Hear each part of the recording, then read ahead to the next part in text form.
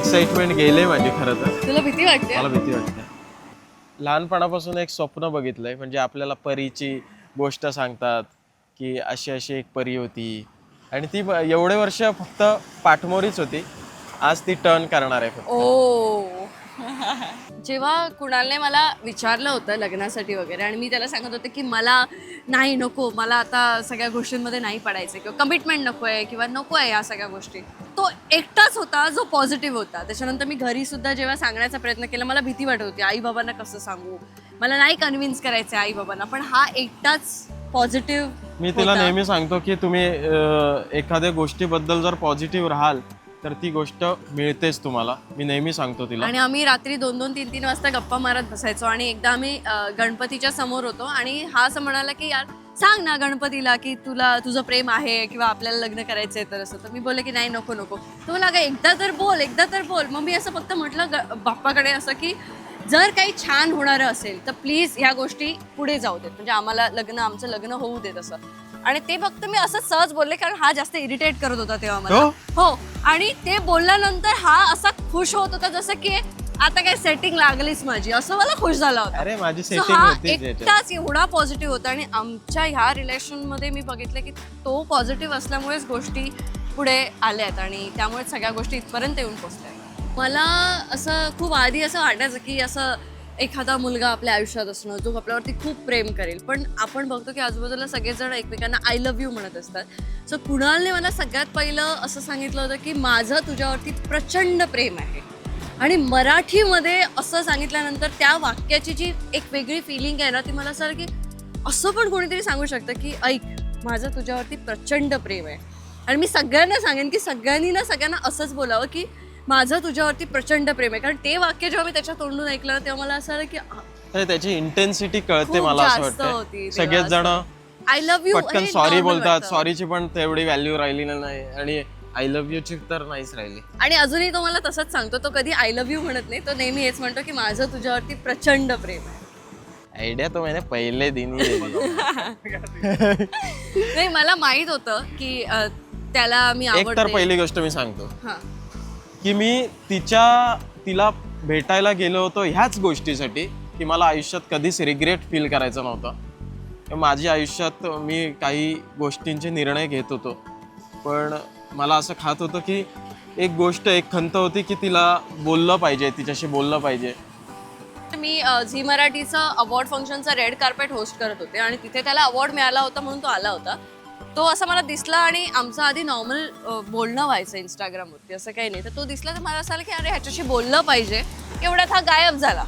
आणि नंतर मग मी शोधत होते त्याला की अरे हाय हॅलो तरी होईल वगैरे, पण त्याला अवॉर्ड मिळाला होता, मोठे लोक, तो गेला होता. नंतर तो बाहेर आल्यानंतर तो स्वतःहून माझ्याकडे आला. डोळे बघून मी पळालो होतो. अच्छा ओके. पण नंतर तो स्वतःहून माझ्याकडे आला, मला बोलला सेल्फी मिळेल का असं. ते सेल्फी मिळेल मी काय बोलला बोललो होता, होतो. नाही फोटो काढला होता. फोटो काढलो, सेल्फी साठी विचारलं नव्हतं. हा म्हणजे फोटो, ते सेल्फी फोटो वॉटेवर. तर त्याने फोटोसाठी विचारलं होतं आणि मग आम्ही फोटो क्लिक केला. पण असं काही वाटलं नव्हतं मला, नॉर्मल फ्रेंड काय. पहिला याने जेव्हा मला बघितलं होतं तेव्हा हा असं घाबरला होतं की ही असं काय वेगळी दिसते असं. त्याचं रिझन होतं तिने लेन्स घातले होते आणि मला तिचे डोळे अगोदर त्याच्या आधी मी तिचे फोटोज बघितले होते. मला तिचे डोळे प्रचंड आवडत होते आणि तिने अवॉर्ड फंक्शनला काहीतरी लेन्स लावले होते आणि अशी विलन वाटत होती ती. घारे डोळे झाले होते तिचे. कुणाचं असं म्हणणं आहे की डोळ्यांवरून माणसाचं कॅरेक्टर कळतं, त्याच्यामुळे प्लीज हे लेन्स वगैरे लावू नको ज्याने तू वेगळी दिसते. पण आता वेडिंगला पण ती लेन्स नाही लावली. आणि सगळ्यात महत्वाचं म्हणजे लग्नासाठी त्याचं असं काही एक्सपेक्टेशन्स नव्हते की तू हेच घातलं पाहिजेस किंवा असं हवं, हा कलर हवा. त्याने फक्त एकच मला गोष्ट सांगितली की लेन्स लावू नको, आणि मी लेन्स नाही लावणार आहे अजिबात. कुणाल एका दिवसात कोणत्याही शब्दावरनं किंवा कुठचंही त्याला एक इमोशन सांगितलं तर त्याच्यावरती तो गाणं बनवू शकतो. सो एवढा तो टॅलेंटेड आहे आणि त्याच्या टॅलेंटवरती खरं तर मी जास्त प्रेम केलं आहे.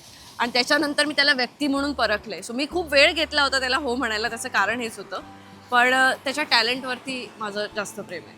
कधी तेव्हा खूप असा सॉफ्ट बोलायचा माझ्याशी, आता नाही बोलत, तू थांब, एकदम सॉफ्ट बोलायचा, छान पद्धतीने सगळ्या गोष्टी सांगायचा. आणि त्याला त्याची फॅमिलीबद्दलचं जे हे आहे म्हणजे जबाबदारीची जाणीव आहे आणि सगळ्या गोष्टींची त्याला येते. मला असं खूप हे वाटतं कारण मी घरातली मोठी मुलगी आहे आणि हा घरातला सगळ्यात लहान मुलगा आहे. सो त्याचं खूप पॅम्परिंग झालेलं आहे, तो खूप लाडावलेला आहे आणि मी खूप जबाबदारीने वागणारी मोठी घरातली मुलगी आहे. सो त्याला त्याच्या फॅमिलीबद्दल असलेल्या जबाबदारींची जाणीव हे सगळ्यात पहिलं माझ्यासाठी खूप महत्त्वाचं होतं आणि तेव्हा मी खरी त्याच्या प्रेमात कारण मी पडले. तिला नेहमी म्हणतो की म्हणजे सगळ्यांनाच मी सांगेन की इमोशन्स खूप जास्त इम्पॉर्टंट आहेत आयुष्यात आणि इमोशन्स नसतील तर काही अर्थ नाही लाईफला.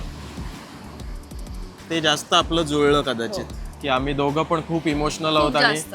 काही गोष्टींचं ट्युनिंग आमचं आपोआप झालं. माझे इमोशन्स रडण्यातनं दिसतात, त्याचे न रडता दिसतात, एवढाच फरक आहे. दोघं पण रडकी असो तर कसं झालं. हो त्याच्यामुळे. एक स्ट्रॉंग गर्ल जी कशालाच घाबरत नाही, जिच्या म्हणजे शब्दांची तलवार तयारच असते ती घेऊन. म्हणजे ती कधी कोणाला काय बोलेल हे सांगू शकत नाही, असं पण नाही, तेवढीच विचार गोड सुंदर आणि मनमिळावू मुलगी आहे ही. जिचं इमोशन्स आणि हे सगळ्यांनी बिग बॉस मध्ये बघितले असतील थोडेफार रडल्यामुळे. मी नेहमी म्हणतो की माणूस सगळ्यात आधी आवाजाच्या प्रेमात पडतो आणि मी तिच्या आवाजाच्याच प्रेमात पडलो. म्हणजे तिची मालवणी असेल किंवा तिची प्रत्येक गोष्टीला ट्रीट करण्याची पद्धत, म्हणजे ती ज्या पद्धतीने गोष्टी प्रेम करते आणि ज्या पद्धतीने गोष्टींवरती उत्तर देते ते मला खूप आवडायचं. आणि मी तिचे रील्स जेव्हा बघितले तेव्हा मी ठरवलं होतं की हिच्याशीच लग्न झालं पाहिजे यार. आणि तीच गोष्ट होती की मला सगळ्यात गोष्ट हिची आवडली होती तिचा आवाज आणि तिची मालवणी बोलण्याची पद्धत. म्हणजे मी गाऊ शकते. गाऊ शकत नाहीस, बोलू शकतेस तू. गाणं पण बोलू शकतेस, गाऊ शकत नाहीस. मला आयुष्यात हिच्यासोबत चालायचं आहे, खूप चालायचं आहे. म्हणजे जगायचं आहे आयुष्य खरं तर. म्हणजे गोष्टी अशा खूप पसारा नाही करायचा आहे, जगून घ्यायच्या आहेत. आयुष्यात त्याला पसारा नको आहे आणि आम्ही असं खूप आधी ठरवलंय की आम्हाला, म्हणजे मी बिग बॉस मध्ये जाण्याआधी सांगितलं होतं की आम्हाला भरपूर ट्रॅव्हल करायचंय, खूप एक्सप्लोअर करायचंय आणि एकमेकांसोबत तो वेळ घालवायचा आहे. असं नाही की नवरा बायको म्हणून, बट फ्रेंड्स म्हणून. आणि तसंच आम्हाला आयुष्यभर जसे आम्ही आत्ता आहोत, लग्नानंतर आम्हाला काही चेंज होऊ द्यायचं नाही, जसे आहोत तसंच राहायचं. लोक म्हणतात की लग्नानंतर सगळ्या गोष्टी चेंज होतात, पण असं काही नाही. थोडीफार जबाबदाऱ्या वाढतात, प्रायोरिटीज चेंज होतात. मला असं वाटतं की काही गोष्टीत जर तुमच्यात प्रेम असेल, तुम्ही कोणत्या गोष्टींवरती प्रेम करता हे खूप इम्पॉर्टंट आहे. मग प्रायोरिटीज आणि या गोष्टी येतात. मी त्या मुमेंटसाठी एक्साइटेड आहे जेव्हा हा मंगळसूत्र हे करेल, कारण मला खूप असं इच्छा आहे लवकर ती वेळ यावी की हा असं मंगळसूत्र घालतोय. मला माझ्या फॅमिलीने एक गोष्ट शिकवली होती की स्वप्न खूप मोठे पाहिजे आणि म्हणून मी खूप मोठे मोठे स्वप्न बघितले आणि कोकण परीच घेऊन येतोय. जेव्हा मी असं मस्त तयार होऊन नवरी म्हणून, तुझी होणारी बायको म्हणून असं त्या चालत रील्स मध्ये येत रडतात असणार. तसं मी रडलं पाहिजे असं तुला अजिबात वाटतंय नाही, का? मी तुला म्हणतच नाही. ते सगळं करतात ते आपल्याला थोडी करायचंय. मला वाटतं प्रेम म्हणजे विश्वास, एकमेकांवरती विश्वास असेल ना तर सगळ्या गोष्टी सोप्या होऊन जातात. म्हणजे आता आम्ही एका अशा फील्डमध्ये आहोत ज्या फील्डचा काही बॅकग्राऊंडच नाही आहे. म्हणजे ह्या इंडस्ट्रीशी याचंही काही बॅकग्राऊंड नव्हतं, माझंही काही बॅकग्राऊंड नव्हतं. आणि अशा वेळेला आम्ही काम करत असतो, एकमेकांना त्यातही वेळ द्यायचा आहे. म्हणजे आमच्या फॅमिलीजना तेच टेन्शन होतं की हे दोघं एकमेकांना वेळ कसा देऊ शकतील, कारण शूटचे टायमिंग्स ऑड असतात, त्याचं पण रेकॉर्डिंग हे ते कसं हे मॅनेज करणार. सो ह्या सगळ्यामध्ये मॅनेज करायला एकच गोष्ट इम्पॉर्टंट असते, ती म्हणजे विश्वास. मला असं वाटतं प्रेम हे एक इमोशन आहे की मला असं हिला बघितल्यानंतर किंवा जेव्हा मी ठरवलं होतं तेव्हा असं मला वाटलं होतं की हीच आहे यार, आयुष्यात दुसरं काही नाही आहे. तुझ्यासाठी प्रेम म्हणजे मी. हो, थँक्स यार. जेवढे मंत्र आहेत तेवढे सगळे घेतले पाहिजे. आणि आमचं असं ठरलं होतं की आम्हाला एक सुद्धा काही, म्हणजे काही गडबडीत फक्त फोटोजसाठी किंवा कशासाठी आम्हाला कुठचाही मंत्र मिस करायचा नव्हता. सो आम्ही पहिलाच गुरुजींना म्हटलं होतं की तुम्हाला केवढा वेळ हवा आहे तो सांगा, त्यानंतर मग आम्ही फोटोग्राफर्सना सांगू की त्यांना किती वेळ द्यायचा आहे. पण फोटोग्राफर्सनी आम्हाला आधीच सांगितलं की आम्हाला आधीचा वेळ हवा आहे, त्यामुळे तुमच्यामुळे आमचं काम जास्त खरं तर सोपं झालं आणि आम्ही एक पण मंत्र मिस नाही करणार आहोत. कारण ह्या ज्या गोष्टी आहेत, ह्या वैदिक पद्धतीने ज्या गोष्टी होतात त्या गोष्टींवरती आमचा दोघांचाही खूप विश्वास आहे आणि त्यामुळे आम्हाला त्या व्यवस्थित करायच्या आहेत. If you have to choose one, music or Ankita, क्या choose करोगे? अरे करियर पे सवाल आ गया. तू बोलायचंस.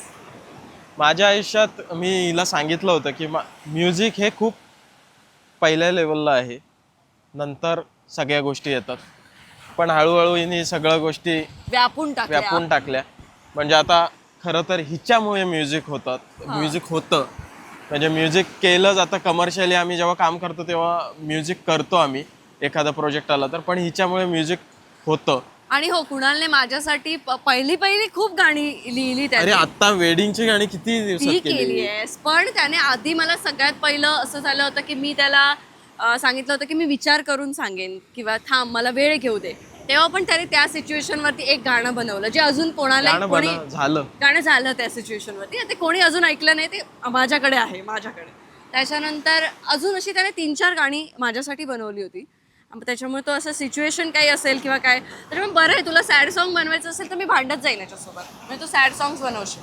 मी माझ्या कुटुंबाची खूप जास्त काळजी घेते आणि ती काळजी त्याला माहिती आहे आणि तो नेहमीच या गोष्टीमध्ये माझी साथ देतोय. तर मी त्याला हे प्रॉमिस करेन की ज्या पद्धतीने तो माझ्यासाठी उभा राहतोय, माझ्या कुटुंबासाठी माझ्यासोबत उभा राहतोय, शेवटपर्यंत त्याच्या कुटुंबासाठी मी तशीच उभी असेल. आणि आता ते त्याचं आणि माझं कुटुंब नसेल, ते आपलं कुटुंब असेल. मी तुला आयुष्यभर असंच बोलत राहीन की माझं तुझ्यावरती प्रचंड प्रेम आहे. आणि मी तुला नेहमी एक गाणं म्हणतो, आचल के तुझे, तसंच तुला अशा ठिकाणी घेऊन जाईन जिथे कधीच दुःख नसेल आणि तिथे फक्त आणि फक्त प्रेम असेल.